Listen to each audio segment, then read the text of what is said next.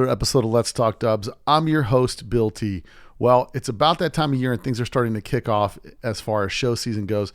This weekend, I'm going to be in Boulder City at the VW's Invade the Dam at the park in Boulder City it's a big VW event that takes place here once a year, and there's a couple hundred cars that'll be out there at the park, just kind of a park and chill show. So I'll be out there with a couple cars trying to figure out which one I'm scraping together to get out there this weekend. But yeah, if you guys want to come by, say hi, make sure you stop by, say hi, come see me, grab some stickers, and come check us out. I'll probably have the Easy Up set up just for some shade and an opportunity to chill and display, bring one of the cars. Anyway, that's going on this weekend. Next weekend, there's a 80% chance at this point that I'm going to be, it's like rain, right? 80% chance that I'm going to make it to the Red Barn swap meet. So that kicks off the Kelly Park weekend, and the Red Barn swap meet takes place on April 14th. It's in Aromas, California. And they have camping. If you show up Friday at about noon, you can pay $50. You can camp overnight and then swap in the morning. And I think that's what George and I did last year because we brought my big weekend warrior. You guys remember that debacle from a couple years ago. At any rate, they're going to be offering the camping overnight starting on Friday. And it's $10 per vehicle, general admission to get in. And if you want to swap, it's $40 Saturday only. So there is plenty of cool stuff to get out there. So make sure you guys go to support those guys at the Red Barn swap meet. That takes place Friday, but that kicks off the weekend. And on Saturday, they have the Kelly Park Spring Meet in San Jose, California, brought to you by the Vintage Volkswagen Club of America. And it's their 38th annual Kelly Park. If you haven't been to Kelly Park, it's a really cool show, great venue, a lot of vintage cars that are out there. So I'll be out there. I don't know if I'm getting a booth or what I'm doing at this point, but looks like I'll be over there just maybe showing a car, or who knows what I'll be doing. But I'll be at Kelly Park. Last year I dipped out early, didn't get a chance to check out the event, but I'll be going this year for 80% sure. So if you guys, I'll for sure announce next week that if I'm going to be there or not. But I'm feeling pretty confident that I'm going to be there at this point. So now, in addition to that, don't forget that coming up in October, is going to be one crazy weekend. So on the website at letstalkdubs.com, it's already set up to where you go there, you get the code for the room, you get all the good stuff. So make sure you book your rooms now. Do not wait. I assure you, you cannot wait. This is Las Vegas. This isn't some little town where nothing's going on. There's always something going on here between now and October. Something else could be scheduled. And the people that didn't get their rooms for $100 and $120 a night last year ended up getting rooms for $400 because they did not pre-reserve their rooms. So go to letstalkdubs.com, click on the link, reserve your room, get it all situated. Block your room now, even if you're on the fence, because the worst case scenario, if you decide last minute you got a room reserved, you head out there and you do not have a room, it's not going to be cheap. So we work a special event out with the Orleans Hotel and Casino to get you a cheap room so you can come out to experience the greatest VW event that takes place in Las Vegas. That's one crazy weekend. Kicks off with a strip cruise Friday night, car show Saturday morning. Saturday evening, we do the world famous poker run where I give away a couple $1,000s in cash and figuring out ways to give away more money this time around. It's about $80 to get in. If you're going to do both, $30 for the car show, $50 for the poker run. But you don't leave empty-handed. You get posters, you get t-shirts, you get stickers, you get all kinds of cool stuff, man. More than you know. So appreciate you guys for supporting the event. If you want to support Let's Talk Dubs, go to letstalkdubs.com. Go to the store, select some merch, support your boy. I got a couple people dragging on a couple pieces and I'm waiting for my t-shirt guy. But other than that, everything's all out and going. I appreciate those as support. Speaking of support, I want to give some shout outs today. The first shout out goes to Jerry Hundley. Gives you a 5-star review. Says, Bill does a great service to the VW community with his podcast. I've listened to every episode at least once. Keep up the great work, Bill. Looking forward to the next one. So he gives us a 5-star review on Apple Podcast. Michael Hartman out of Fairmont, West Virginia. He picked up some shirts and I appreciate him. Also, James Sofer picked up a shirt out of Plainsville, Ohio. You guys might remember James Sofer, podcast alumni, and he also puts on the bug infestation up there at Lake Geneva. So appreciate those guys for supporting the podcast. In addition to supporting Let's Talk Dubs, make sure you support our sponsors, VW Trends Magazine, a magazine for the people, by the people. Go subscribe today at vwtrendsmagazine.com. And if you're lucky enough to track down Dan Ledbetter's whereabouts, you might be able to meet up with him on his tour across the nation and visit all kinds of VW shops. And he's giving away lifetime subscriptions to the magazine. So check those guys out. Also, You Logo Up. If you got some merch you need made, hats, shirts, whatever for your car club, whatever you might need, go to the letter ulogoup.com. That's ulogoup.com. Click on the link in the description below. Submit your drawings, pick your materials, and they'll get you back a quote as to what it'll cost to make it and ship it back to you. So they support Let's Talk Dubs, so I support You Logo Up. In addition to that, I mentioned the Red Barn swap meet, and usually there's a lot of buses at the Red Barn swap meet, but if you got a bus and an old bus, you might have some blown out rear hinges on your deck lid. If you got that, Ross Wolf has got you covered. Ross Wolf's got some stainless steel, some billet stainless rear deck lid hinges. They're made for 55 to 76 buses, and they are made from 304 stainless. They're in a machine finish, ready to paint, polish, or just leave them as they are for that industrial look. But get you some today. There's some reviews on there on their website. Click on the link in the description below in the podcast to go and pick yourself up a set of stainless steel rear deck lid hinges for your bus. That's the way to fix your raggedy old deck lid. So go to rosswolf.com. Check them out at rosswolf.com. Another mention to the guys at Volksgear.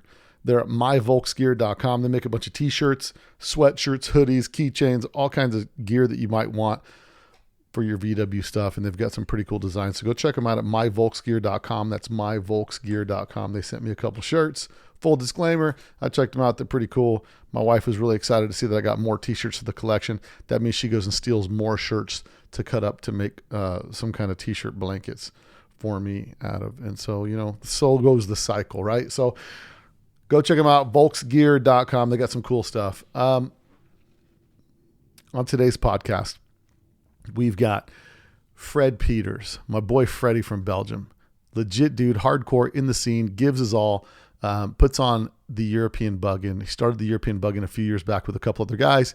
He's him and a few friends have taken it over as their number one priority to put on one of the largest events in Europe that takes place. And it's a full-blown rager. If you haven't been to European Bug-In, man, you owe it to yourself to go, especially next year. It's going to be completely out of control next year. It's the EBI 10, I think, is next year, and it's going to be a monster. So we have a great conversation with Freddie. He's a big Type 3 guy, loves him some early notchbacks. So we kind of get in the weeds on some early notchbacks. One of the other things really cool about this podcast is there was a bug that was made from one of the dealerships in Belgium. It was called the Mach 1. Now, this bug had some special interior bits, some paint decals, and they actually beat VW to the punch for a bigger motor, which was part of the problem. But we get into those details in this podcast, so it's a great listen. It's a lot of information that we get about stuff that was going down in Belgium, local things that were happening, how hard things are to find. Just an all-around great podcast. And Freddie's a legit dude. He's really committed to the scene and putting on these events.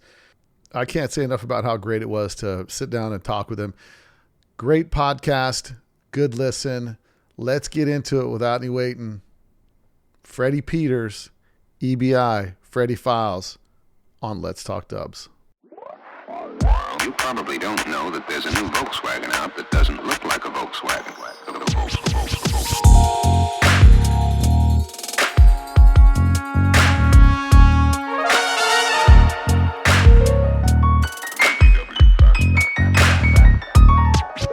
It's got everything that people who like the bug like.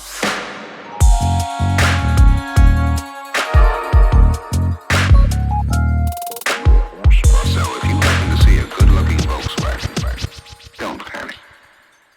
Okay, everybody, so we're back again with the British invasion. This time we're coming out of Belgium. If you guys know anything about European Bug-In or the Freddie Files or any of the stuff that's happening in Belgium, typically a lot of what's going on over there is put on by our next guest. That's Frederick Peeters, and he is out of Belgium, close to Chimay? No, not really close to Chimay. I'm from Nenovine, next to Brussels. Nenovine. Okay, and then is that what that's how you pronounce it, Nenovine? Nenovine, yeah. And so a lot of things that happen in Belgium, as far as mostly the European Bug-In is what has been your big thing. Together with some friends, we started a European Bug-In in 2007. But at that time, I was already organizing the Freddy files in Nenovine. Yeah. And we organized some drag racing in Germany also, but now we're organizing Ardennen Rennen in the Belgian Ardennes too. That's And the way we typically start the podcast is, what's your VW story and how did you get into Volkswagens? Yeah. How did I get into Volkswagens? Well, funnily enough, I was always attracted to the forms of the Beatles. Always find it a very nice form and nice cars. And I played with them when I was little. I had this little matchbox with a guy with a German helmet and kind of wings on the Matchbox Beetle. And at a certain moment around 87, 88, my dad changed from a personal business into a company business, and he had to change license plates, but he didn't want to let go the old license plates. So I motivated my dad to buy a Beetle. So the Beetle became a 1971 that was for sale at a local body shop that we knew, and it was 71. It had a Chimay front spoiler, ducktail, and it was painted white with a pearlescent effect on it. Yeah. After that, at a certain moment, I wasn't liking the pearl anymore, so we changed in very bright yellow. What year? How old are you at this time? I was 14, but the time when I changed into yellow, I was about 18. Yeah. Yeah. 18, yeah. So this is your first car, the 71 Beetle. Yeah, exactly. And then what was the style? Like, what was your motivation to fix the car? I just the form of the Beetle. I didn't have I had some friends that were driving Beetles, but I didn't have the knowledge what styles were around. It was kind of custom that we did because we changed the cars the way we liked it. And so you really didn't follow any kind of plan. You were just like, hey, I like, you know what would be cool? I want to put wider tires on it. So to put wider tires, and then you say, big fenders. Yeah, and then I need big fenders, and then I'm gonna change the steering wheel and blah blah blah and stuff like that. And no consistency, however, and that is something that you learn when you learn to meet other people. And so you weren't inspired by the magazines or any of that kind of stuff because you weren't really into that? No, not at that moment. Not at that moment. But that started actually when I started I driving my Beetle when I was 18 years old. I started buying hot VWs and at that moment VW Trends for the cars, but also for the nice models who were on the cars, of course. Right. But I at that moment you start to be inspired. You see what is possible, and I got to be honest, when we were reading that people were changing their engines in 78 by 90 and a half or 92 or 94 millimeter cylinders and pistons, that was exotic for us. That we really did not know how to start on that. It was another world out of a magazine that we looked at it. Yeah, and so when you meet your VW friends, that obviously you're in a club, right? The club that you're in is the Autobahn Scrapers. Yeah. When I met these guys at at a very, very local meeting, and when you show up in big yellow, like, check it out, guys, check me out, right? Exactly, and I had some talking with some guys, and then they say, okay, you can come over. to our club. At that moment, I also had a 58, but was bone stock actually. But I was there with the yellow Beetle. But they say, "Hey, you can come over to Waterloo at the burger restaurant every Friday evening. We have a little talk and a little chit chat and a burger and like that." I went to Waterloo and I learned to know some guys and.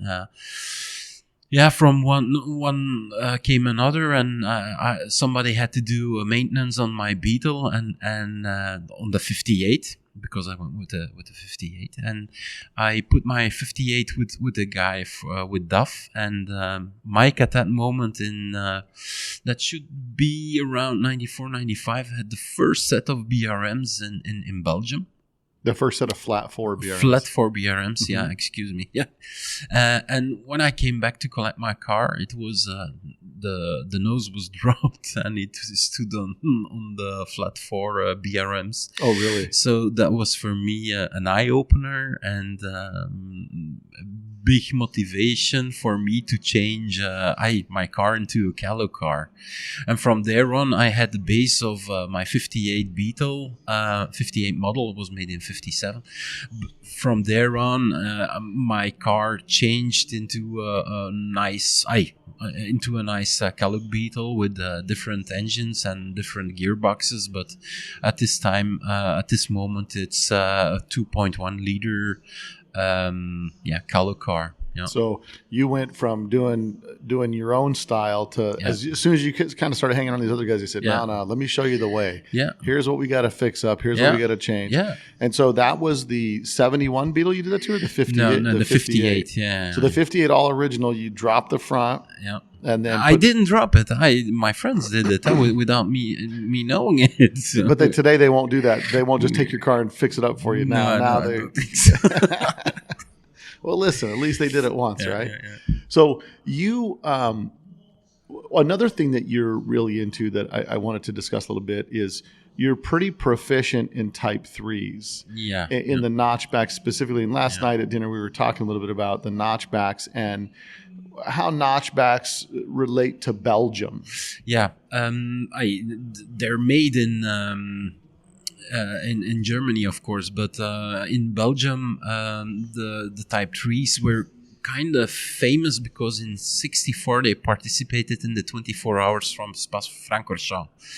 And that always intrigued me. It triggered me to buy a 1500 S car from 64 or 65. They only made the S models in 2 years. And in 64, participating with a complete team, complete Volkswagen team at the 24-hour from Spa-Francorchamps was a really big thing. It was a factory team. It was pretty professional. It was awesome that Volkswagen participated in that 24-hour race. These were stock 1500s? No, as we looked into the setup of the cars, we saw that the cars were, they were stock in the beginning, of course, but they were changed engine-wise. They were changed in Liège, in the garage of Volkswagen, with different hop-up parts, and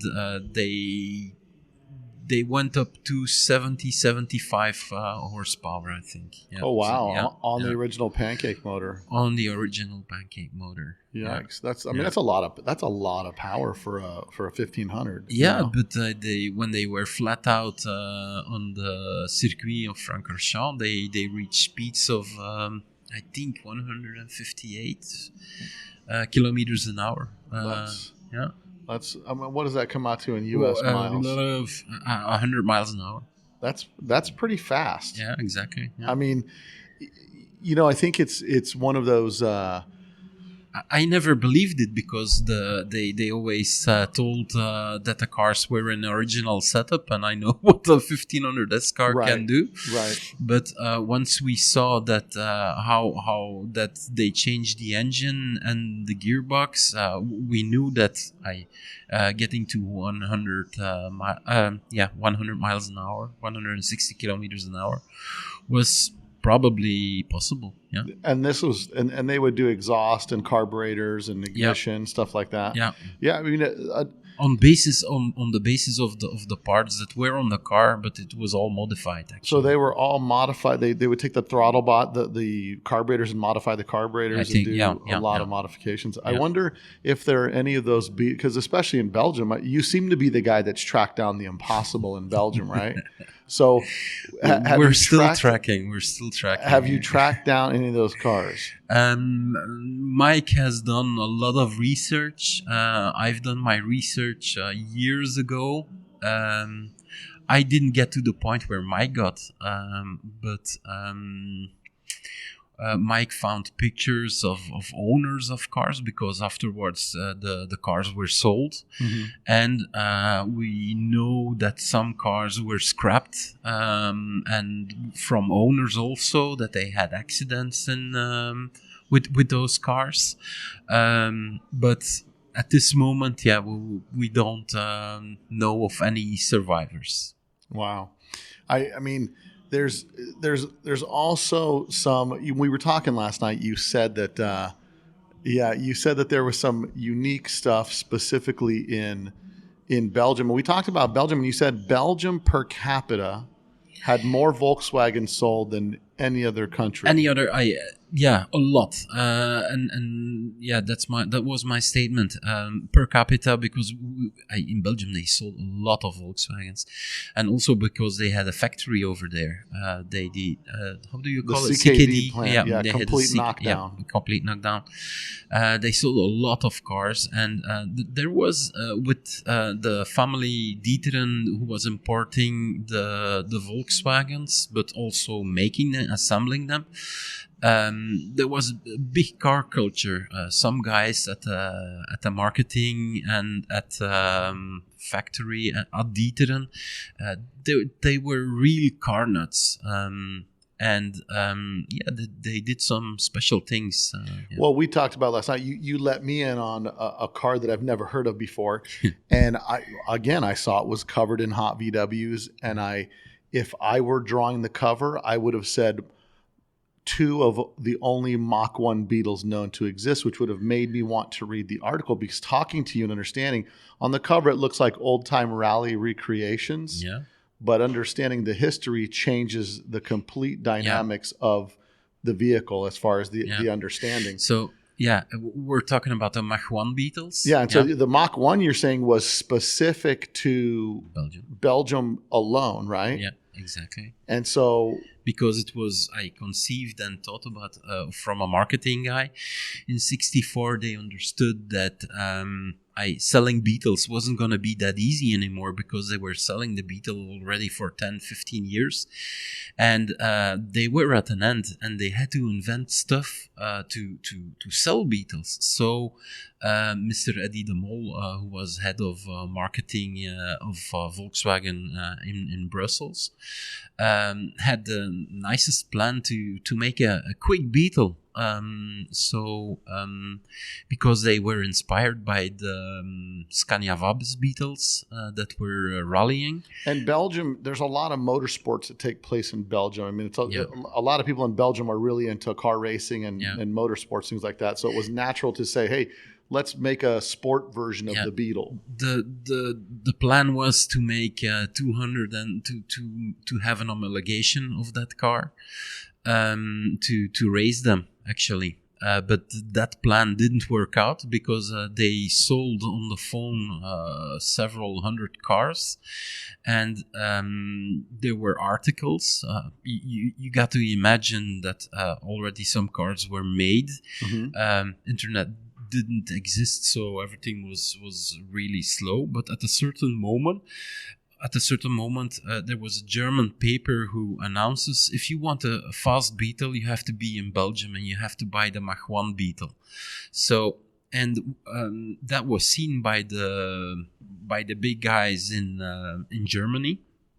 And they took the phone and they say, you got to stop the production of the Mach 1 Beetle, that 1300cc Mach 1 Beetle, because otherwise you're gonna lose your right to produce Beetles. And now, so the Mach 1 Beetle specifically, what are the?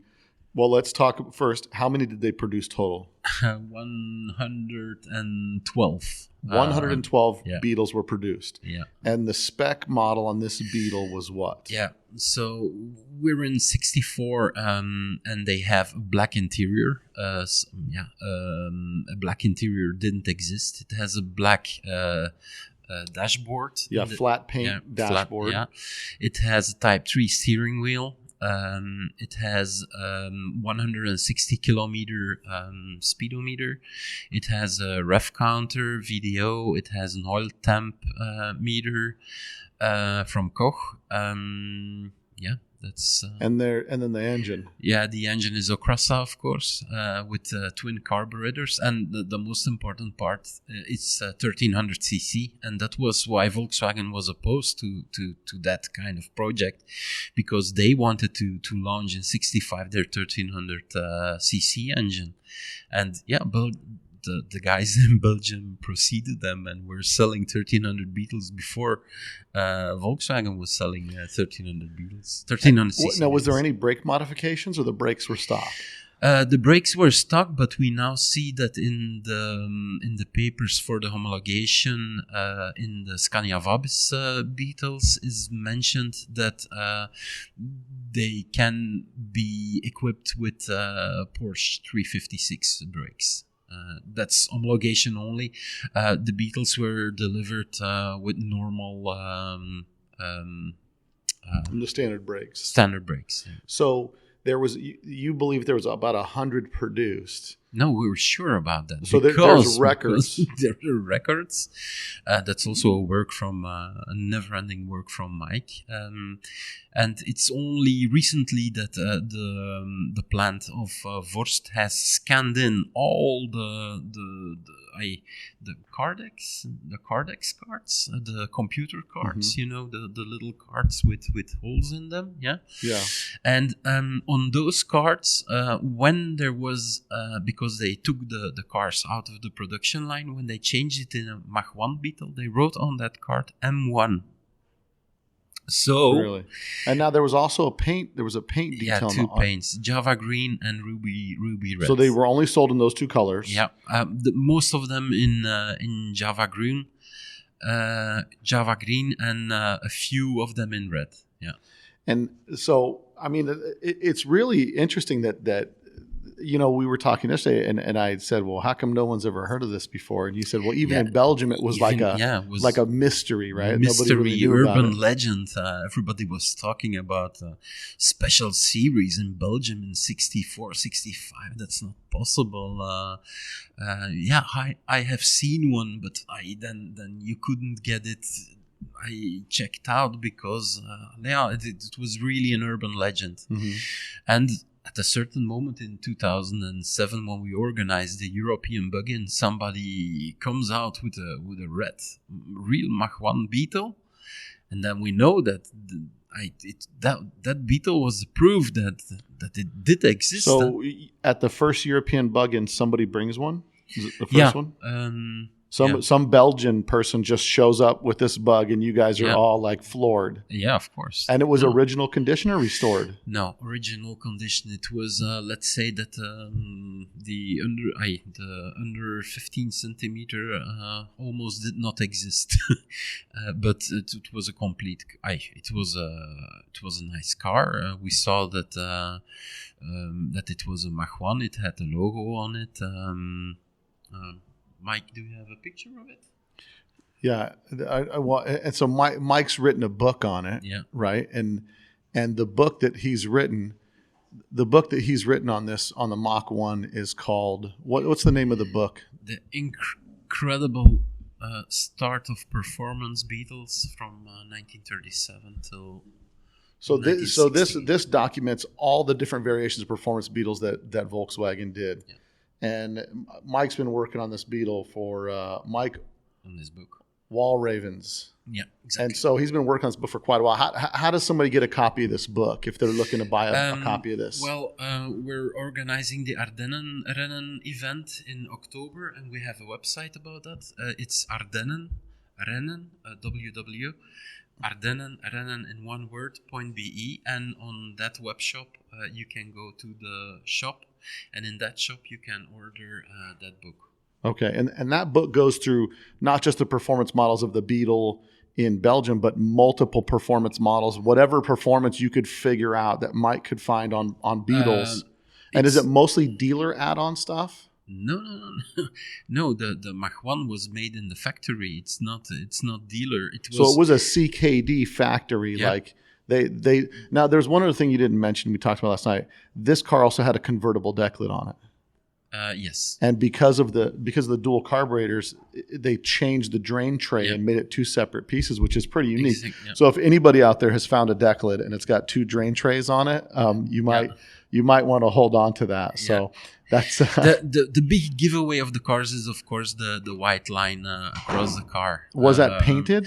That was painted, and it was an option. So some cars could have survived because they didn't have the line on it, as mine did.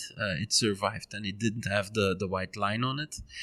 And like that, it was difficult to see immediately that it was a Mach 1 Beetle, of course. And now who finds, so you have the first bug in, the Mach 1 Beetle shows up. Who tries to buy it from the guy? Was this like an original owner, not enthusiast, or this was an enthusiast? Yeah, I think it was an enthusiast, of course.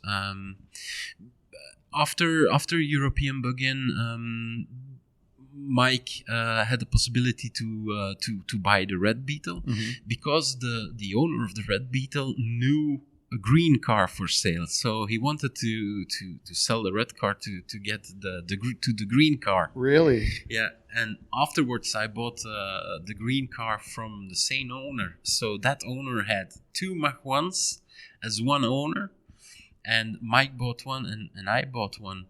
Mike bought the red. I bought the green. I mean, obviously, you guys are pretty plugged into the scene in Belgium, right? So. Yeah. You guys have been looking in barns, and throughout the years since your childhood, you guys have been looking for Volkswagens all the time in the fields and everything like that. And you've never run across the white stripe before until these Beetles. No. Sometimes some people send us pictures of cars that are supposedly can be Mach 1 Beetles, but for us, we have some points that we can see if it's possible that it's a Mach 1. But 112 cars were made, and we have two of them.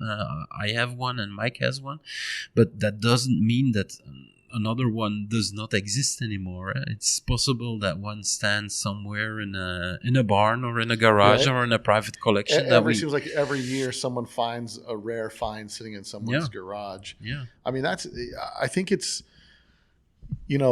as non-performance as Volkswagen was, the people loved the car so much they just wanted the same thing on steroids. They wanted it faster. They wanted it to have more performance. Earlier I was talking with Ricky James and his barn door bus that has the big Type 4 motor, these types of things. And I think the VW enthusiast is always on the side of the underdog, but we like to be able to surprise people. Of course. And I think, with VW people, buying these cars, Krasa making engine kits and Judson making superchargers and lots of ways to modify these things. It's interesting that you can find special situations like in Belgium. Now, is there any other areas that through the research in the book where you found other performance things that aren't, everybody knows IMPI, right? IMPI is like so we talk about life after IMPI, or what else does there exist? Of course, the Mach 1 Beetles were heavily inspired by the Scania Vabis Beetles from Sweden. Now, the Scania Vabis Beetles those weren't factory built, were they? They were also built by the importer Scania from Volkswagen in Sweden. But they weren't produced. They were not produced. Yeah, no problem. They were not produced to sell the cars. Yeah. So now, with respect to the research that Mike's done, so Mike's done a few years of research into this book where he's kind of dug up every little thing that he could find about performance beetles. And so does the book go through like Okrasa and Judson and all the different performance mods, or is it specifically narrowed down to just... No. I also told that there was a big link between the 1500 S cars and the Mach 1. So the book starts with a major topic, and that's the 1500 S cars on the Spa-Francorchamps race in '64. Then we have the evolution to the Mach 1 that got commercialized in Belgium, and then there is another topic. It's the old speed trend, and if you read that, it's a guide how to make your own Volkswagen old speed car. What wheels you can use, what you can do. You're making an old speed for racing, or you're making an old speed for the city. That's the third one. I think it's incredible when you really think. We all think, being in the hobby for as long as we're in the hobby, we think there's nothing new to be found. And it seems like there's always something new, that a new type of beetle, a new type of performance mod that no one has seen, and maybe even a rare thing that one guy made 20 of. Yeah. You know what I mean? I always say in Volkswagen, in my Volkswagen hobby, every day I learn something. It's incredible about buses, about Type 3s, about Beetles, about performance VWs. Every day you can learn something new. Yeah. I mean, I love it because it just keeps the hobby, and there's so many different levels between, dealer add-ons, special editions, especially as they got into more late model stuff. And in addition to that, just offshoot performance companies that made cool stuff for Volkswagens. Now, with this cool stuff, now these cars will be displayed. Were they displayed at the Bug-In, the last Bug-In? Yes, our Mach 1 Beetles were displayed at the last European Bug-In. My car also came here to the Volkswagen show. I think just before Corona. My green Beetle, the green Mach 1 Beetle was here also. So people had already the chance to see it here.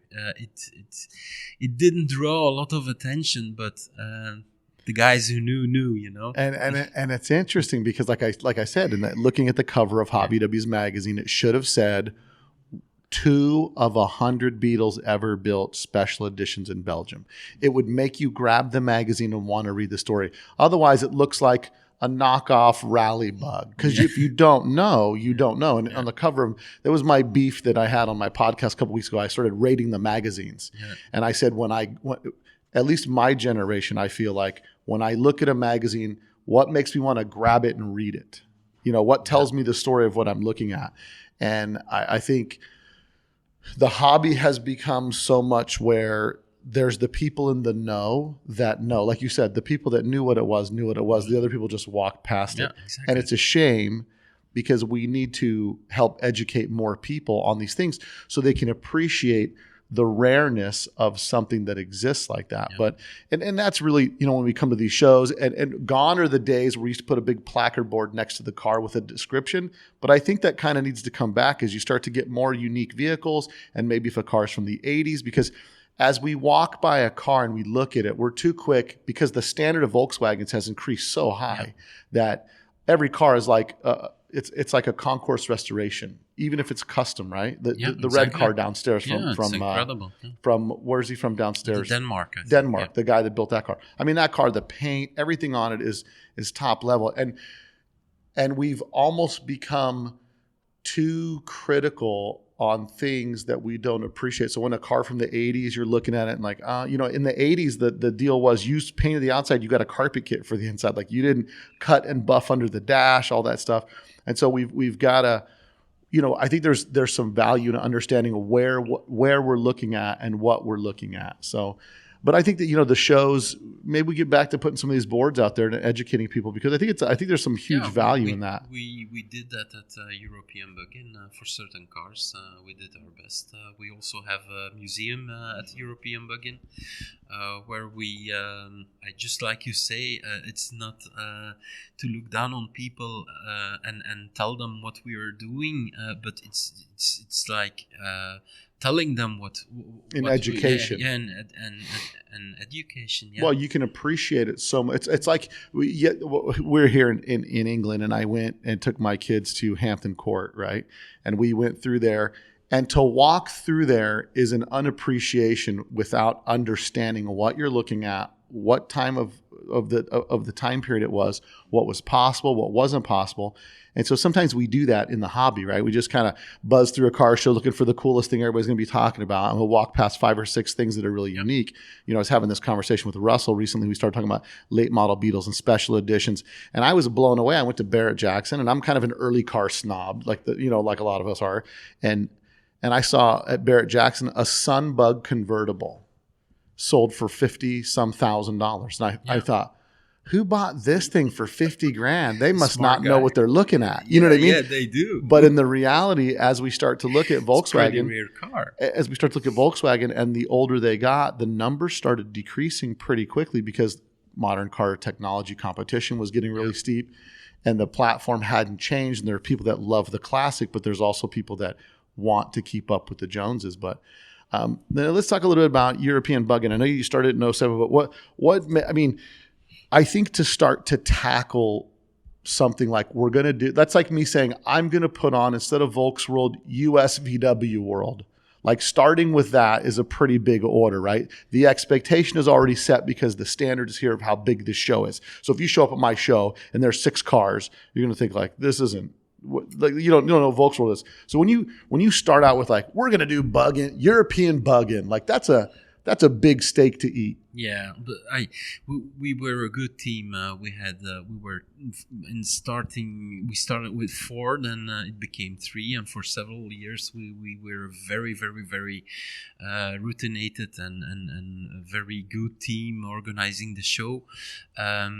Everybody did good what he was good at, getting people to the show.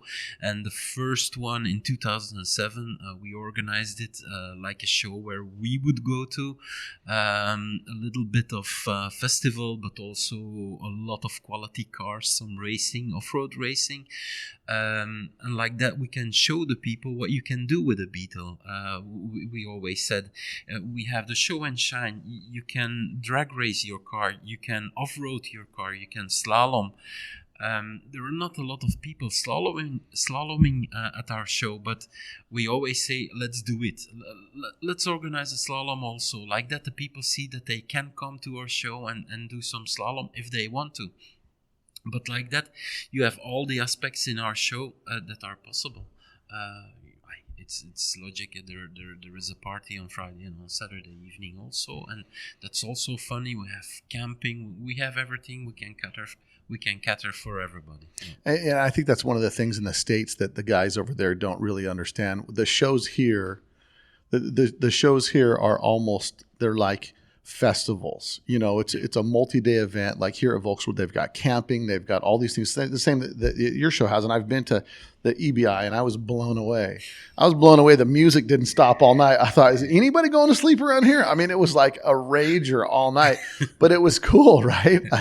I got there and I thought, man, this is wild. There's so many different degrees of people in the hobby, which is sometimes when you do like the Treffen, right?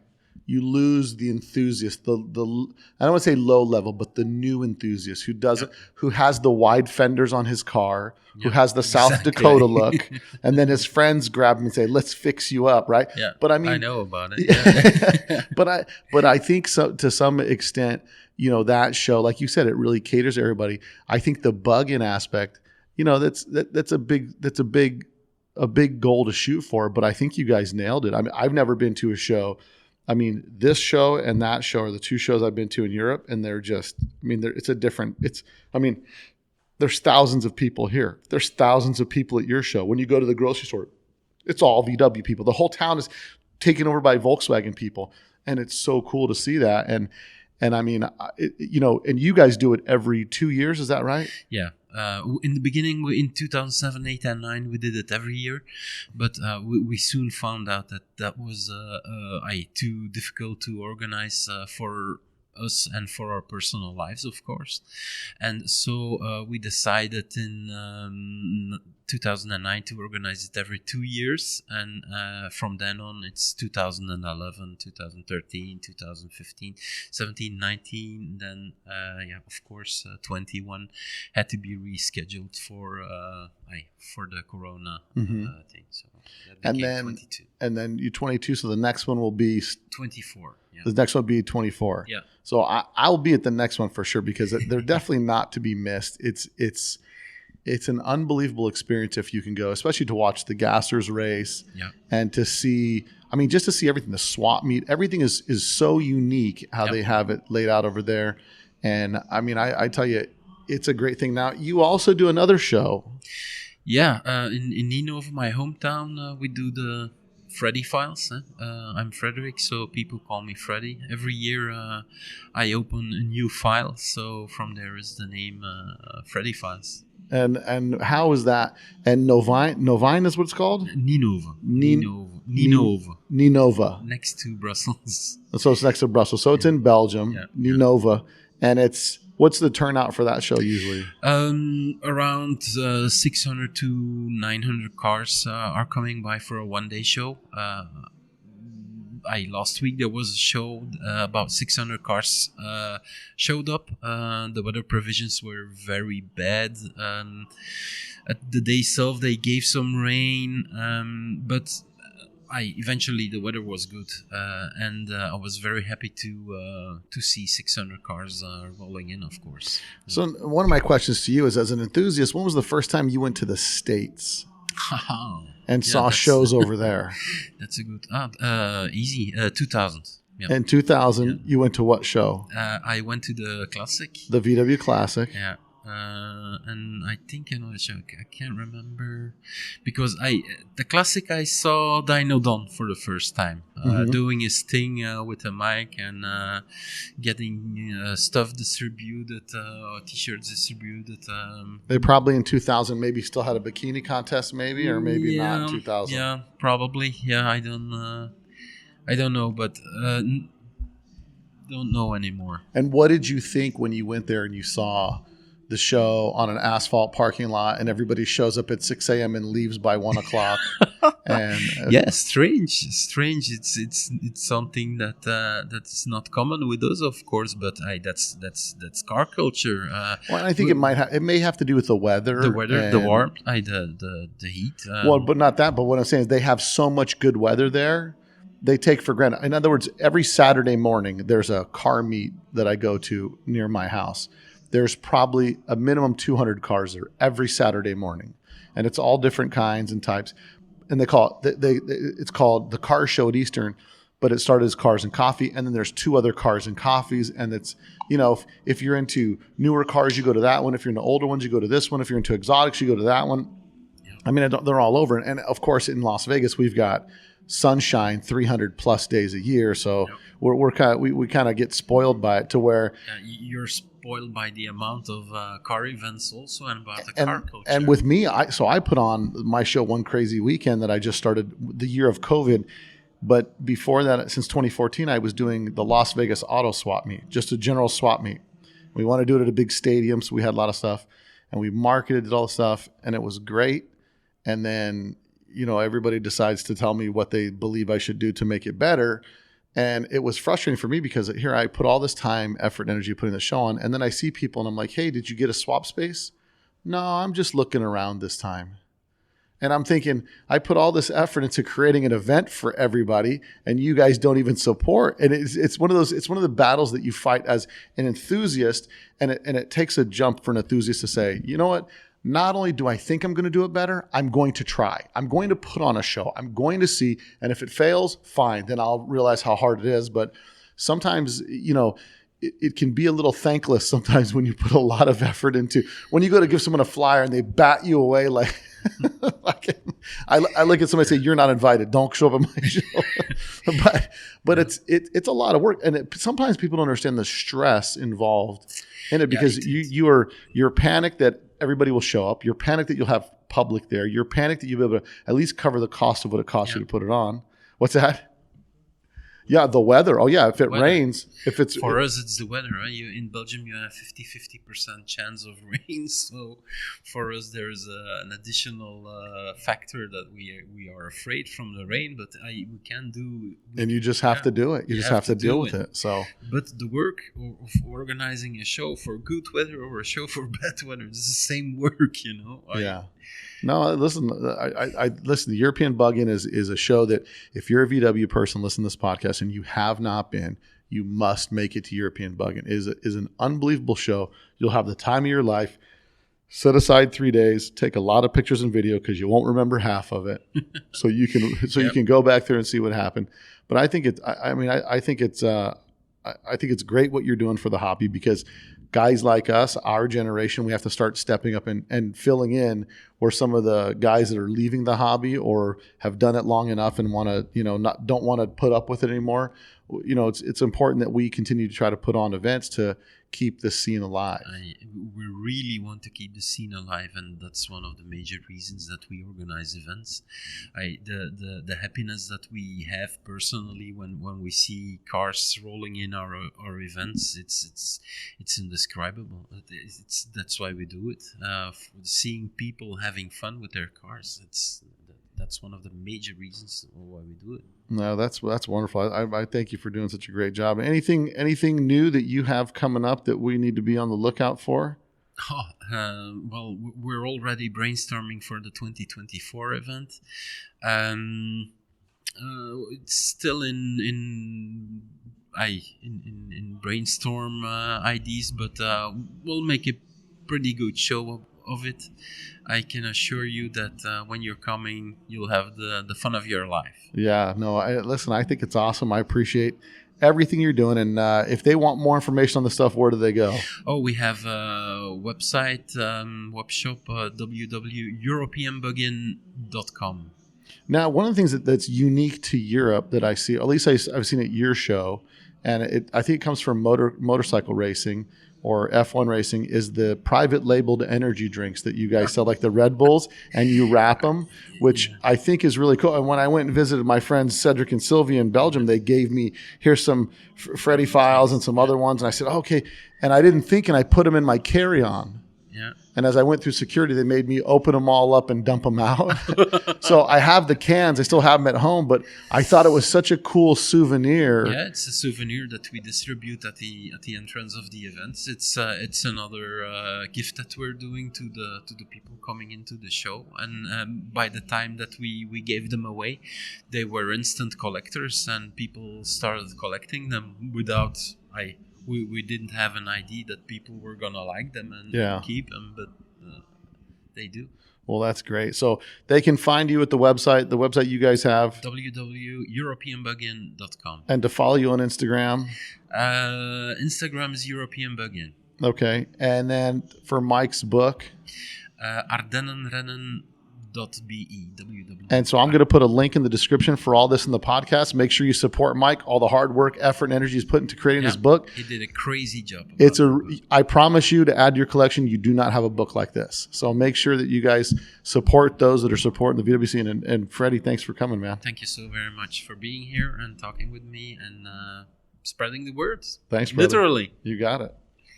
If you guys like that podcast, and I know you did, do me a favor and share this podcast with your friends.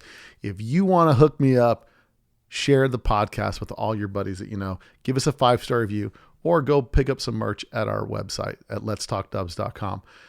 I love doing the podcast, and we are grown organically. I don't pay for ads. I don't pay for any of that kind of stuff because I believe the best things are grown organically, and that can only be grown through our listeners sharing this podcast. So I'm asking all of you to right now go to this podcast source that you get, share it on your Facebook, share it on your Instagram, share it however you can.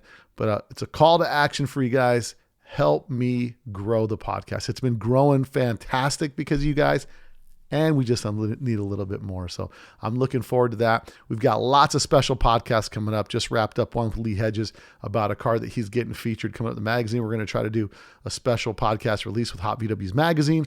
So we've got a lot of things that we're working on right now to bring you guys more content. Go subscribe to my YouTube channel. I'm so close to 1,000 subscribers. As soon as I get to 1,000, we can start doing some live streams on some of these podcasts. So look forward to it, guys. And until next week, later.